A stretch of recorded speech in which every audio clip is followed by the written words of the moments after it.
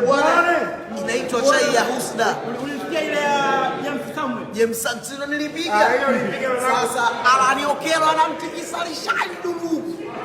Anamwaga tope tu mweusi. Bwana, hii inaitwa chai ya Husda kwa waandishi. Nataka niwaambie. Simba Zanzibari, Makolo Zanzibari walipitia mlango usio sahihi. Hawajabadilishia nguo chumba sahihi.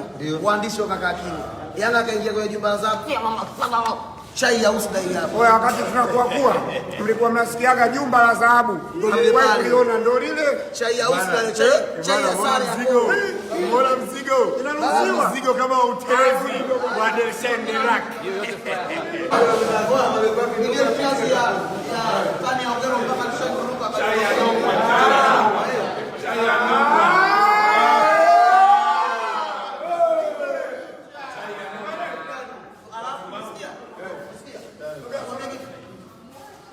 Alaniokelo akamtikisa Lishandu kwenye tope mweusi tu. Bana kuna utapasi mpigwa na Kwanza tola yao. Tola yao alipiga utapasi katikati ya uwanja ndipo akapiga msumari. Twende mbele turudi nyuma goli. Pale zimeshaingia chuma mbili pale. Baba moyo ulikuwa unaenda pu. Lakini mwisho wa siku nikasema hapa kuna yao kwa sijeshi hajaingia.